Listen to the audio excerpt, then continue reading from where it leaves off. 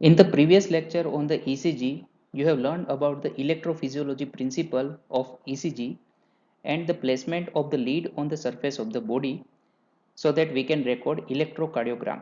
Now in this lecture I will explain about the waves and the complexes present in the electrocardiogram and applied aspect related to it. ECG is the recording of the electrical activity inside the heart. So first of all, let's remember the electrical activity inside the heart. Now cardiac impulse, it is generated by the pacemaker tissue. Pacemaker tissue, these are the specialized cardiac cell which can generate cardiac impulse.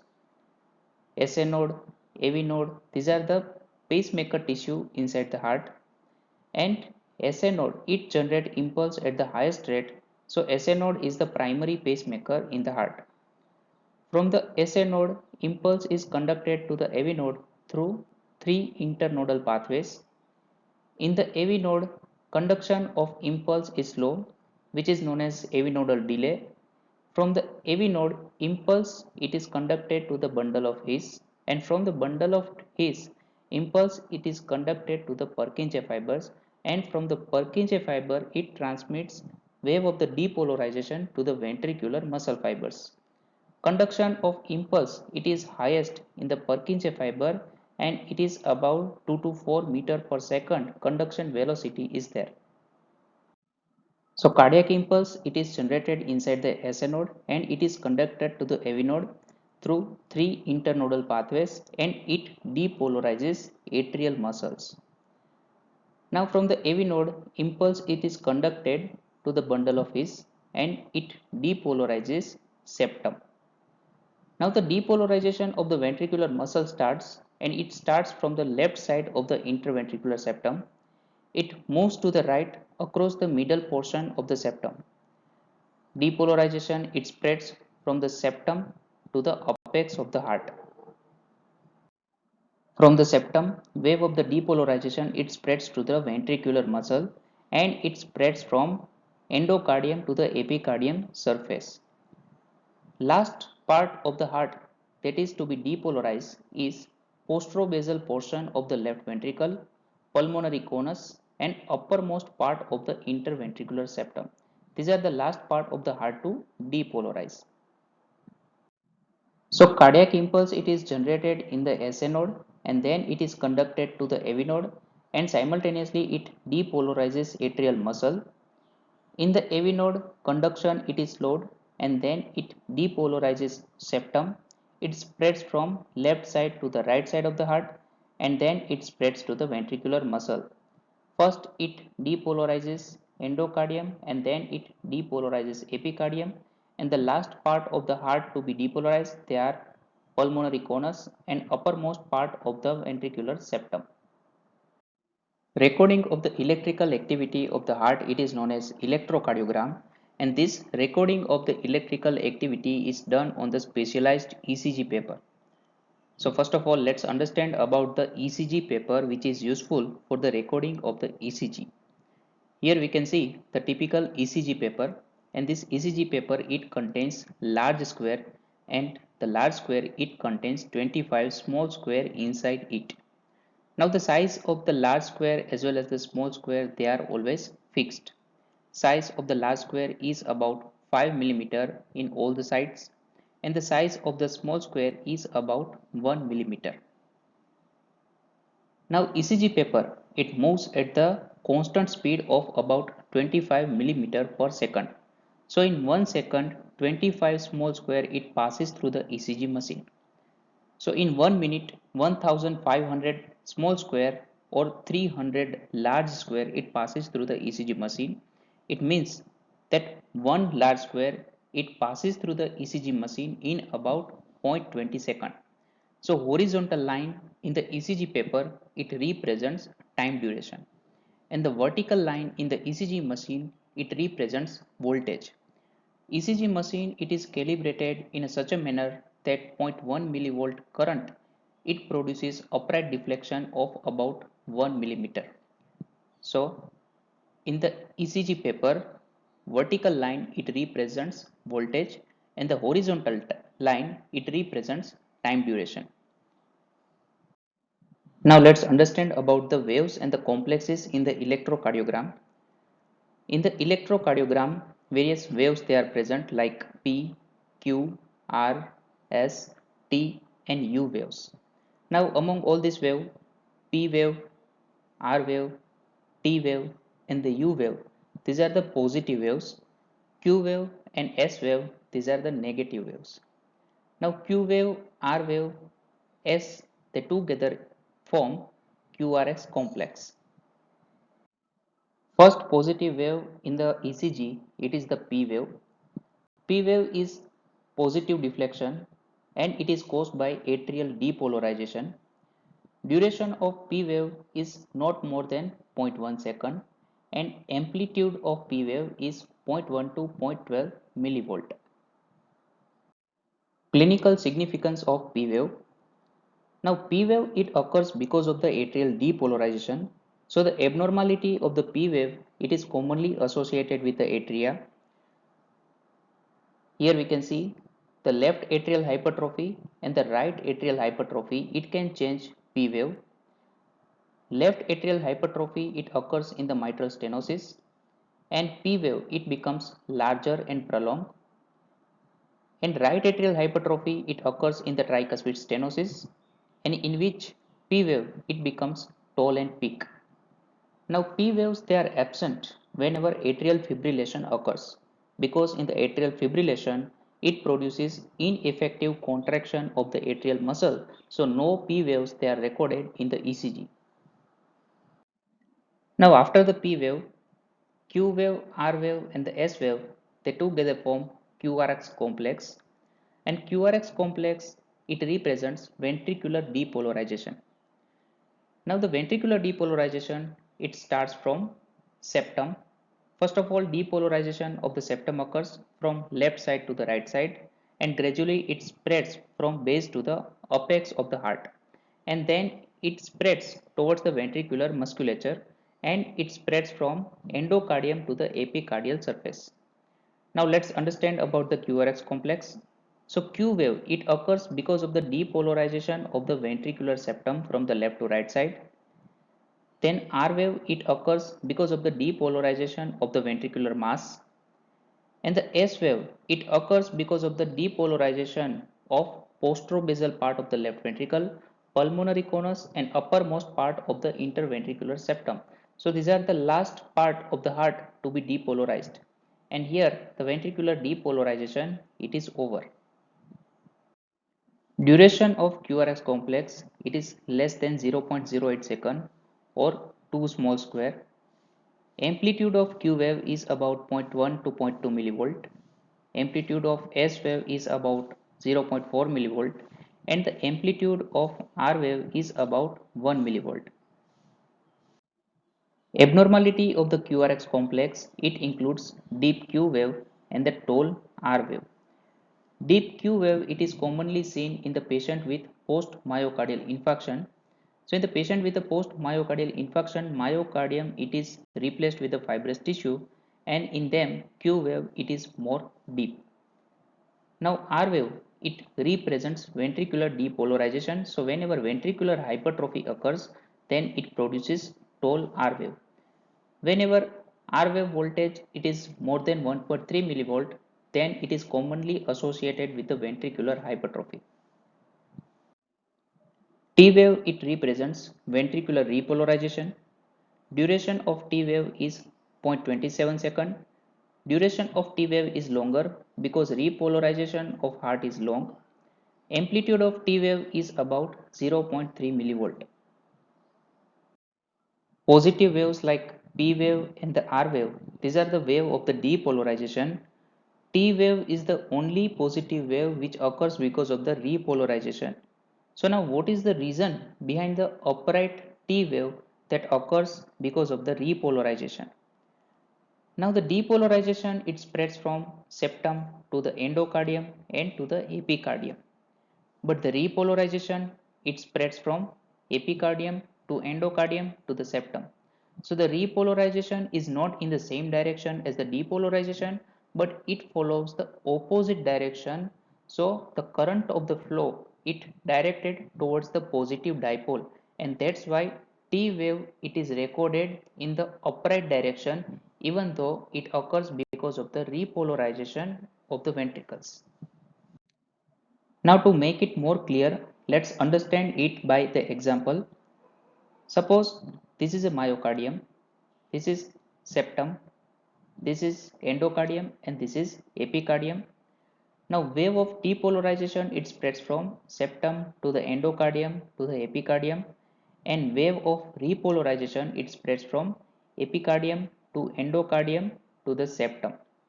Now we have placed two electrodes on the surface of the myocardium and they are attached with the galvanometer for the measurement of the potential difference. Now wave of depolarization when it spreads from septum to the epicardium, then the first electrode it comes under the depolarizing influence, and the second electrode it has the resting myocardial surface, and because of this potential difference current flows from the first electrode to the second electrode, so it records positive upright deflection. Now whenever the depolarization it reaches at the epicardium, then the depolarization is over and the repolarization starts. Now the repolarization it spreads from epicardium to endocardium to the septum. So this direction is opposite to the wave of the depolarization. So the last part of the heart to be depolarized, it is the first to be repolarized. And whenever it is repolarized, then outer surface it contains positive charge and inner surface it contains negative charge. So the second electrode it has the repolarized area, and the first electrode it is yet under the depolarized influence. So outside surface is negative, inside surface is positive. So current flows from the negative charge to the positive charge, and because of the current flow towards the positive electrode, again it records upright deflection. So T wave is the repolarized wave, but because of the opposite direction of the repolarization, it records upright wave in the electrocardiogram. Abnormalities of the T wave. Inverted T waves. They are normally present in the AVR because AVR it look at the cardiac cavity. So all the waves in the AVR they are negative. So inverted T wave it is common in AVR. Inverted T wave it is seen in the patient with the myocardial ischemia and in the digoxin toxicity. Tall and peak T wave they are present in the hyperkalemia, posterior wall myocardial infarction, and acute subendocardial ischemia or infarction. Now let's understand why T wave inversion occurs in the myocardial ischemia. Myocardial ischemia occurs because of the insufficient blood flow to the cardiac muscle, and it depresses the metabolism of the cardiac muscle. It produces lack of oxygen, accumulation of carbon dioxide, and the lack of the nutrients to the cardiac muscle. And because of all these factors, repolarization it cannot occur or it is delayed in the areas of the severe ischemia. So here we can see in the normal physiological condition, wave of the depolarization it spreads from septum to the endocardium to the epicardium, and the repolarization it is in the opposite direction of the wave of the depolarization from epicardium to the endocardium to the septum, and it records upward T wave because of the current flow towards the positive charge from the negative to the positive charge or positive dipole, so it records upright deflection. Now whenever portion of the myocardium it becomes ischemic, it remains depolarized because of the slow repolarization. So now here we can see that the wave of the repolarization it spreads from epicardium to the endocardium to the septum, and this is the ischemic portion, so it remains depolarized, and because this is the depolarized area, current flows from the depolarized area to the repolarized or the area with the resting state. So because of the current flow from the negative pole to the positive pole, it records downward deflection or the negative wave. And that's why T wave inversion occurs in the patient with a myocardial ischemia. Last positive upright wave, that is the U wave. U wave is rarely seen and it occurs because of the slow repolarization of the papillary muscle. Duration of the U wave is about 0.08 second. Amplitude is about zero point 0.2 millivolt. It becomes prominent in hypokalemia. After learning about the waves and the complexes in the electrocardiogram, now let's understand about the intervals and the segments of the electrocardiogram. Now segment, it is a straight line which is present between two waves, and interval, it contains one straight line and at least one wave. Various intervals present in the ECG, they are PR interval, QT interval and the RR interval, and segment present in the ECG, they are ST segment, PR segment and TP segment. So now let's understand about the intervals and the segments. PR interval. PR interval is between the onset of P wave up to onset of QRX complex. It measures AV conduction time. So it is the time taken for the conduction of the impulse from the atria to the ventricles. Duration of PR interval is about 0.12 to 0.20 second. Prolongation of the PR interval, it indicates AV conduction block. So whenever AV conduction block occurs, then PR interval, it is prolonged. Now QT interval, it is present from the start of the QRS complex to the end of T wave. So it includes both QRS complex and T wave, or depolarization of the ventricles and the repolarization of the ventricles. So it indicates systolic time of the ventricles. Prolongation of the QT interval occurs whenever ventricular conduction defects are present. RR interval is the interval between two subsequent R waves. Now in sinus rhythm, or whenever SA node is the primary pacemaker, the PP interval and the RR interval, they are equal and they are commonly used to calculate heart rate. In 1 minute, 1500 small square they passes through the ECG machine. So heart rate, it can be calculated by 1500 divided by the number of the small square that are present between two R wave. So always remember, RR interval, it is useful for the calculation of the heart rate in the ECG. PR segment is the straight line which is present between P wave and the Q wave. It is the isoelectric period and it represents conduction pause in the AV node or the AV nodal delay. AV nodal delay is about 0.11 second. TP segment is the straight line which is present between the T wave and the P wave, and it represents diastolic period of the heart. Variable TP segment, it indicates atrioventricular dissociation. ST segment. ST segment is the isoelectric line which is present between the end of the QRX complex and the beginning of T wave. It corresponds with the ventricular repolarization. ST segment elevation, it occurs in the patient with a myocardial infarction. Now let's understand about J point, or point of electric neutrality. It is commonly useful as a zero reference level and to describe current of injury. Now J point, it coincides with end of depolarization or end of QRX complex and the start of the repolarization of the ventricles. Now at this point, all part of the heart, they are depolarized and no current flows around the heart, and that's why J point is the point of electric neutrality and it is always at the isoelectric level. Current of injury and the ST segment elevation in the patient with the myocardial infarction. So now first of all, let's understand about the current of injury. So whenever damage to the myocardial muscle occurs, it often causes part of the heart to remain partially or completely depolarized.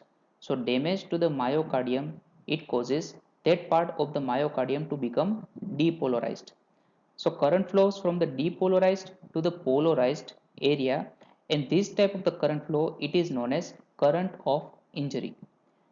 The J point is the reference potential for the analyzing current of injury. Current of injury and the ST segment elevation in the myocardial infarction. So here we can see the myocardium in the repolarized state and the myocardium in the depolarized state. And here we can see the isoelectric line. Isoelectric line, they are at the zero reference level. Now, whenever heart is repolarized, no current flows in the heart because all the portion of the heart they are repolarized. But whenever myocardial infarction occurs, that portion of the myocardium it becomes depolarized. So current flows from depolarized area to the resting area or the repolarized area, and this is known as current of injury. Now if we place two electrode, one overlying the area of the infarct and one towards the opposite side of the infarct, then it will record change in the isoelectric line because of the current of injury.